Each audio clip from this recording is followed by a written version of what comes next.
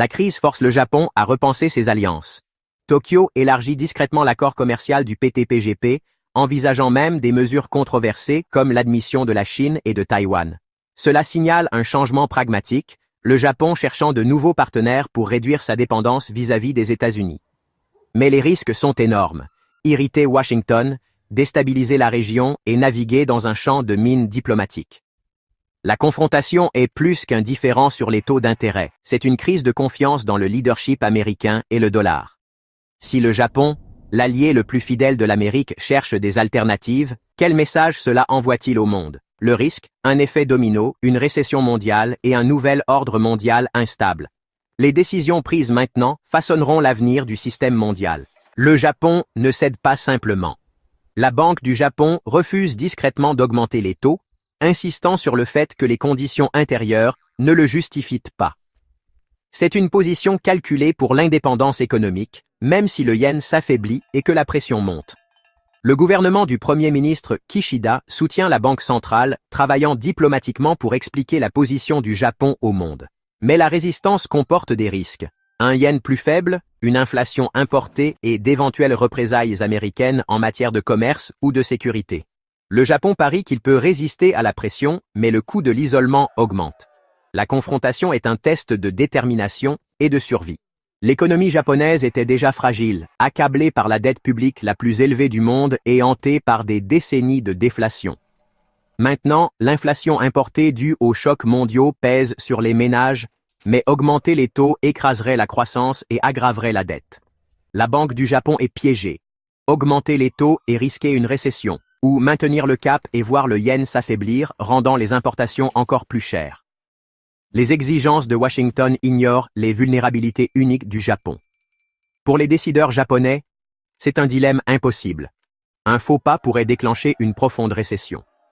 La prescription américaine ne correspond pas à la maladie du Japon. Le remède pourrait être pire que le mal. Washington veut que la Banque du Japon augmente ses taux d'intérêt, espérant stabiliser le dollar et rendre la dette américaine plus attractive. Mais pour le Japon, c'est un poison économique. Des années de taux ultra bas ont maintenu en vie la fragile reprise du Japon. Une hausse soudaine étoufferait la croissance et dévasterait des industries clés comme Toyota. Des taux plus élevés signifient des prêts plus coûteux, des ventes intérieures plus faibles et des fluctuations monétaires volatiles. Les États-Unis exportent leurs problèmes financiers, demandant au Japon d'absorber le choc. Ce n'est plus un partenariat d'ego. C'est de la politique de puissance, avec l'économie japonaise en jeu. Le message de Washington. Notre crise est maintenant votre problème.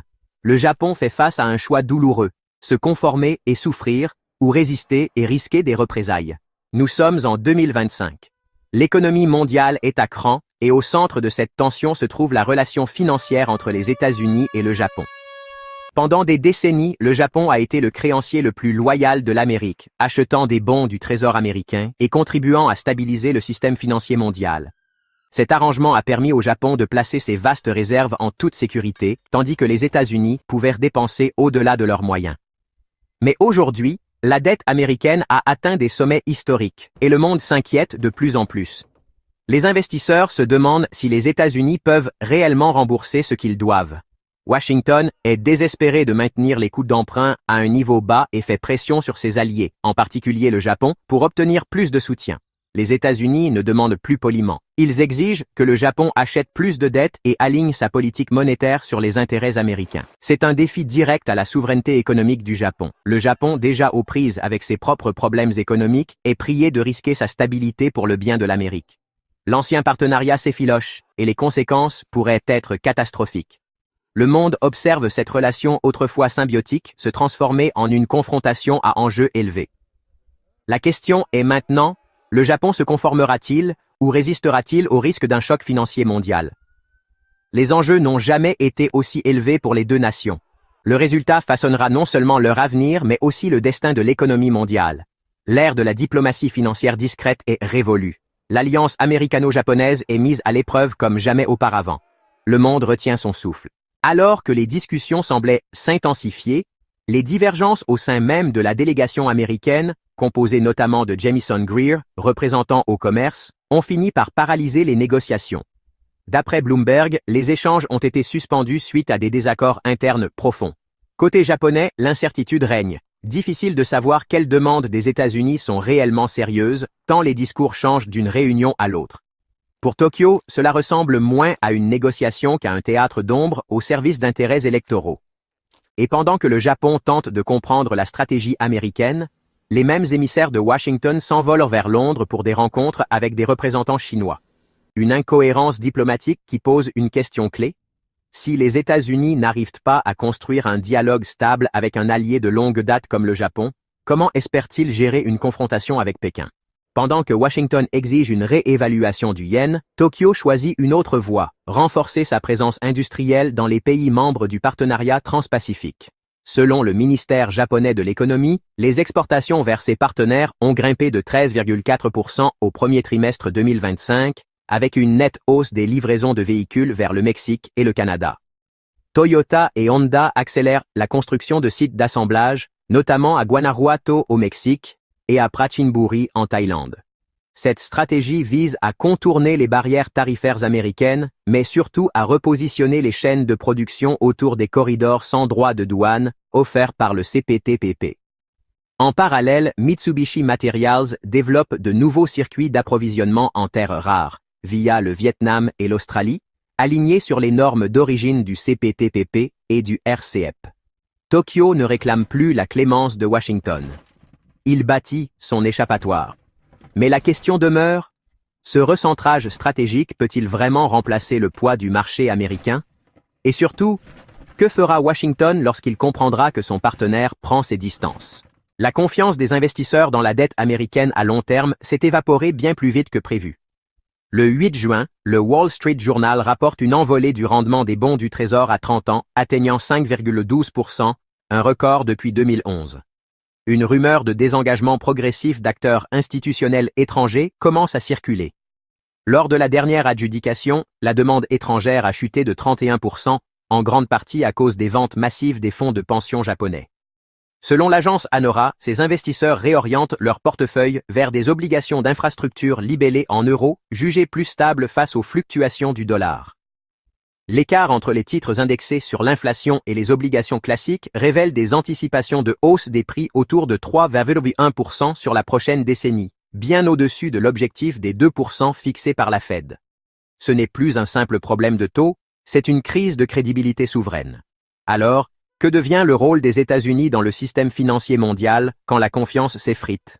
Le plan fiscal prévu par l'administration Trump pour 2025 entraînerait un creusement du déficit fédéral de plus de 2600 milliards de dollars sur 10 ans. Le Bureau du budget du Congrès estime même que la dette publique pourrait dépasser 121% du PIB d'ici 2033. Dans le même temps, le déficit du compte courant américain, déjà équivalent à 3,8% du PIB, rend indispensable un afflux constant de capitaux étrangers pour stabiliser la monnaie. Mais c'est là tout le paradoxe. Washington veut rapatrier sa production tout en dépendant de l'épargne étrangère pour financer ses déficits. Le Peterson Institute tire la sonnette d'alarme. Cette équation mène à une impasse. Sans flux de capitaux internationaux, la relocalisation pourrait entraîner une dégringolade du dollar, ou pire, une spirale d'endettement incontrôlable. Malgré ces signaux rouges, Scott Bessent continue de vanter les bons du Trésor américain comme les actifs les plus sûrs du monde. Est-ce encore de la résilience? Ou une forme de déni économique à ciel ouvert? Au Japon, le vent tourne. Un sondage Reuters, mené en mai 2025, montre que 68% des économistes interrogés s'opposent à toute nouvelle hausse de taux tant que la situation commerciale n'est pas clarifiée. Ils préviennent qu'un resserrement prématuré pourrait semer le chaos sur le marché obligataire japonais. En interne, la Banque du Japon envisagerait de repousser la réduction de ses achats d'obligations au-delà du 4e trimestre. Une prudence motivée par la hausse du rendement à 10 ans, désormais à 1,26%, un sommet depuis plus d'une décennie. Pendant ce temps, le gouvernement japonais prépare discrètement un protocole pour intégrer Taïwan au CPTPP, un bouleversement géopolitique qui provoquerait une onde de choc à la fois à Pékin et à Washington. Le Japon adresse un message limpide. Il ne souhaite plus être le prolongement passif des ambitions américaines en matière monétaire. Mais si les États-Unis continuent d'exiger une appréciation du yen à tout prix, l'affrontement pourrait s'étendre bien au-delà des questions de taux ou de commerce. Jusqu'où Tokyo est-il prêt à aller pour retrouver sa souveraineté économique? Et si le Japon allait encore plus loin, non seulement en disant non à Washington, mais en proposant un nouvel ordre commercial international de l'intérieur?